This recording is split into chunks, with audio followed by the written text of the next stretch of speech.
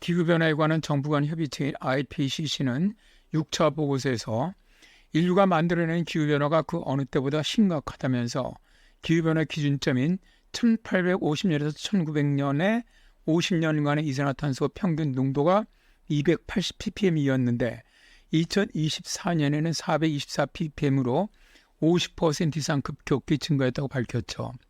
그런데 그 이전으로 올라가 이산화탄소 농도 증가를 연구해 보면 현재 이산화탄소 농도 증가는 그 어느 때보다도 빠르게 증가하고 있다는 보고서가 발표되었죠.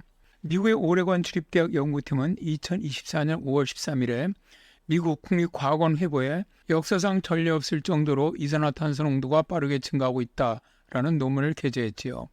이들은 전지구 이산화탄소 농도 증가의 사례를 남극해 이산화탄소 농도 흡수 능력 연구로 밝혔습니다.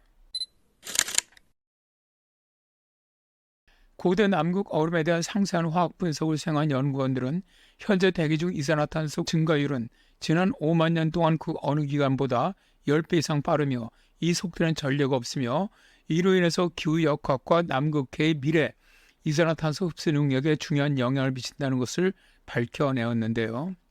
원래 이산화탄소는 대기 중에서 자연적으로 발생하는 온실가스로서 이산화탄소가 대기 중으로 유입이 되면 온실 효과로 인해 지구온난화를 만들죠. 과거에는 빙하기 주기라든가 기타 자연적 원인으로 인해서 이산화탄소 수준이 변동을 했지만 오늘날에는 인간의 배출로 인해 이산화탄소 농도가 급격히 증가하고 있지요. 과거를 연구하면 오늘날이 어떻게 다른지 알 수 있다. 오늘날 이산화탄소 변화의 비율은 정말 전례가 없다.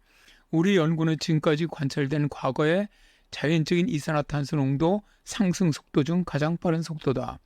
오늘날 발생하는 비율은 주로 인간의 배출에 의해 주도되며 과거 가장 높은 상승률보다 10배 높다라고 오레곤 주립대학의 지구 해양 및 대기과학 대학의 조교수인 캐슬린 우엔트 박사는 말합니다. 수십만 년에 걸쳐 남극에 쌓인 얼음에는 기포에 갇힌 고대 대기가스가 포함되어 있는데요. 연구팀은 최대 3.2km 깊이의 코어를 시출해서 수집한 얼음 샘플을 사용하여 미량의 화학물질을 분석하고 과거 기후에 대한 기록을 구축을 했죠. 이전 연구에 따르면 약 10,000년 전에 끝난 마지막 빙하기 동안 이산화탄소 수치가 평균보다 훨씬 더 높게 뛰었던 시기가 여러 번 있었는데요. 그러나 과거 연구는 충분하게 상세하지 않아서 과학자들이 당시 무슨 일이 일어났는지를 아는데 한계가 있었다라고 연구팀은 말합니다. 따라서 연구팀은 그 당시 무슨 일이 일어났는지를 정확히 알기 위해서 연구하게 된 것이지요. 사진의 연구팀이 연구한 남극 얼음 코어의 한 조각인데요.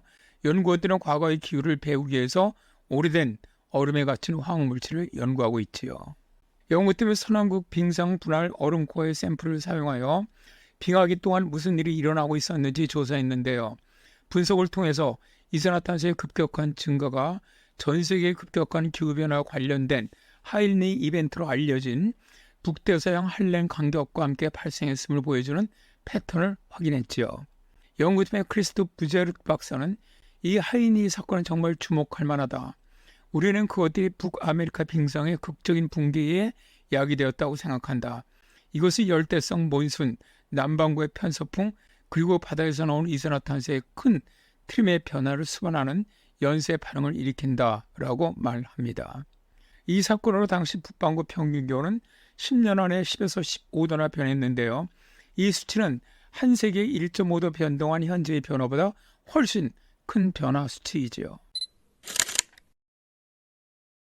최종 빙하기 동안 전 지구적인 급격한 기후변동으로 특정한 해양성 생물인 부위성 유공층의 급격한 상승, 여러 증상을 보이는 아이슬란드 빙모 얼음 코어의 델타 산소 18, 지지자료 상승 등을 통하여 분석을 해보면 약 1만 년에서 1만 5천 년 주기의 한랭화 이후 상대적으로 약 12년간의 아주 급격한 온도 상승의 주기가 여러 해 반복해서 나타나고 있는데요. 이와 더불어 고위도의 대서양 해양저에 여름철에는 상대적으로 두꺼운 유빙성 쇠설물이 퇴적하며 동계에는 반대로 얇은 유빙성 쇠설물이 퇴적하는 현상을 발견하게 되지요. 이렇게 급격한 기후온난화에 따라 형성된 유빙 퇴적체를 하일리 이벤트로 정의하고 있고요. 약 1만 2천 년 주기성을 갖는 한랭기후의 이벤트인 하일리 이벤트는 한랭교에 연계된 인류와 생태계 적응에 주요한 자료로 활용되고 있습니다.